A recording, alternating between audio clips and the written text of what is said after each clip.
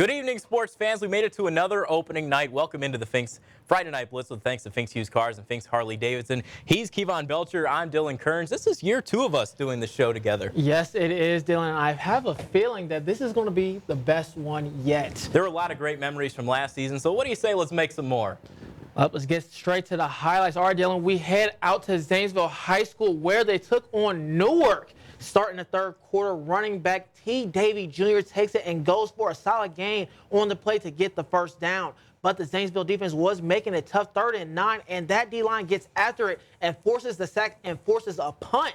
Now the offense is looking to make a play here on 3rd and 30, Dylan, is Drew Doyle throwing the fade to Drake Tabler, and he makes the catch and gets enough for the first down. Moving on to the fourth quarter, 4th and 6, Doyle looking to see nothing, but he gets the first down with his legs and gets the first down, but they could not convert into the end zone. It would not result in any points. Newark with it now, and still Meister takes off with it and picks up enough for the first down. Same drive on 4th and 6. Meister throws the slant to Drayson Peterson, and he dives for the first down and keeps the drive alive. Meister would capitalize later that very next play, and he bullies his way into the end zone, and Newark gets their first win over Zanesville since 2016 with a final of 35-21. Big game there. Military Appreciation Night at New Lexington. They take on Fairfield Union. First quarter play, Falcons on 3rd down. They give it to Owen Ruff, and he roughs his way for a first down. Tough running sets up the Falcons inside the 20. And Kevon, if it ain't broke, don't fix it, right? Well, this is an outside run by Ruff. He finds a crease, shrugs off a few tackles late, and crosses the plane. A long drive takes 5 minutes off the clock with a 4th down conversion. 7-0 Falcons lead after the PAT.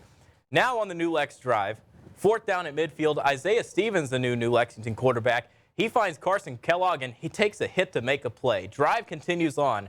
The Panthers would get to a 3rd down, and Coach Board says, yeah, I want a wide receiver screen here. Stevens connects with Jarek Braglin. He has nothing but open space, and I hope he brought his checkbook because he has a date with the end zone. The first New Lexington score of the year was finished off by a 2-point conversion. The Panthers go on to win 28-14 and get revenge against the school that ended New Lexington's basketball season in March. Well, yeah, Dylan, we head out for our next game out at Meadowbrook High School where the Colts hosted the Maysville Panthers.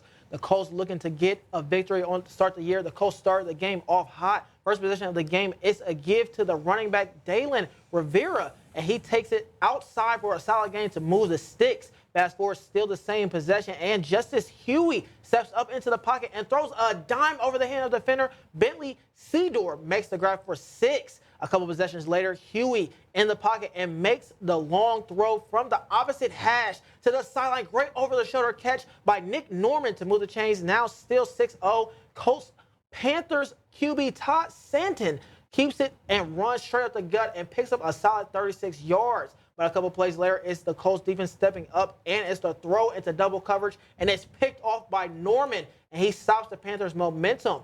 Moving to the second quarter, Huey, quick pass to guess who? It's Norman again, and he shrugs off the tackles and then gets loose up the sideline for a Colts touchdown, making it 12-3. The Panthers defense would come up big later and getting a turnover on downs, but that would start the Maysville possession with great field position. Zaxton would punch it in for the touchdown to make it a 2-point ball game at halftime. This game would come down to the wire, but the Colts would hold on to win over Maysville 20-17. And looking at our non-MVL scores to start off the night, Heath beat Liberty Union 48-0. Union Local beat Shenandoah 20-8. Granville got the best of Marion Franklin 27-8. Caldwell beat Buckeye Trail 39-26. And Bishop Reedy beat Newark Catholic 53-21. East beat Bishop Rosecrans 42-30. Here's some stats here.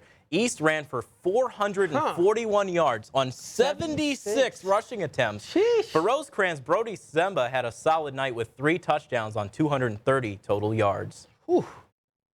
Still to come, the Crooksville Ceramics and Fisher Catholic Irish matched up in Crooksville. Did the Ceramics find the win column? We'll have more highlights and all the MVL scores when the Fink's Friday Night Blitz returns after the break. Welcome back into the Fink's Friday Night Blitz with a thanks to Fink's Used Cars and Fink's Harley Davidson. Kevon, the Ceramics and Irish matched up, and both teams were winless last year, so something had to change. Let's get to the highlights. Ceramics and Irish, beautiful stadium out at Crooksville. 24-7 Ceramics, second quarter of play. Daniel Chapman gets the carry on play action. Let's just say I got fooled too. Crosses the goal line. Crooksville off to a 31-7 lead after the extra point. Chapman had a night. Now Fisher Catholic with the ball. Grant Kiefer feels pressure in the pocket, finds an open Bobby Bennett who makes a move. And watch this theft from Christian Browning. Rips the ball out of his hands and sets up the Ceramics inside the 40. Crooksville offense looked like the Patriots during their dynasty tonight. Brayson Hill gets the ball. He tries a deep ball on a go route. Browning, and he walks in for a touchdown. Forced the fumble. Now he scores the touchdown. Ceramics busting it open. 39-7 lead. Kiefer gets another opportunity before half for the Irish. He drops back again and heaves one down the sideline. No luck there. Eli Sprankle with the pick. And for the first time since 2020, the Crooksville Ceramics are victorious. 59-13. What a week it was for head coach Gage Latozo. First welcomes a new baby, then picks up his first ever win as a head coach at Crooksville. The atmosphere was absolutely electric. And I think it's safe to say the fans and players will sleep well tonight after starting the year 1-0. Definitely. And the Sheridan Generals got a big 33-14 win over Licking Valley tonight. And a lot of that can be thanks in part to a dominant offensive line performance. Justin Munyon picked up right where he left off last year, barging forward for a touchdown run to kick off the second quarter. Caden Sheridan found A.J. Winders in the back of the end zone for a passing touchdown. The Generals also got a rushing touchdown by Caden Sheridan. The game was tied at 14 with 6 minutes left in the third quarter, and that's when Sheridan exploded for 19 straight points. They start the year 1-0. Morgan would also defeat Riverview 52-0. The Raiders get a blowout win to open the year. They will be 1-0 to open their brand new stadium next week. John Glenn defeats Circleville 28-0. The Muskies get a shutout victory on opening night. Ridgewood defeats Coshocton in a 1-point win, 22-21. A nail biter at Ridgewood hands Coshocton their loss. And DeSales defeats Tri-Valley in a close one, 21-17. The Scotties fought hard against a tough DeSales team to fall to 0-1 to start the year. And how about that Tri-Valley DeSales game? It's a big environment. You got to go to DeSales to start the year. Last year, DeSales came to Tri-Valley, a 28-0 win for DeSales. Tri-Valley competed a lot harder tonight, 21-17. They're an exciting team to watch this year. Definitely. They will be the rest of the year, and I just can't wait to see what that offense looks like, and especially with Lyle back there launching that thing to every receiver, and it's going to just be something amazing. He's got Ashton Sensabaugh back this year, one of the top receivers in the MVL last year. And how about Crooksville? First win since 2020. I got there, it was about 24-7 when I arrived, and the place was just absolutely electric. I mean, fans were going crazy. It was an atmosphere out at Crooksville that I've never seen, and it was just really good for that school to get a big win there. Definitely. Well, I mean, when you got to get your first win in I don't know how many years, everybody's going to be excited, everybody's going to be happy, and you're going to just try to build off of that for the rest of the year. And Zanesville, the Newark rivalry, that one, Newark got the best. First time since 2016. They go into Solsberger and pull out a win.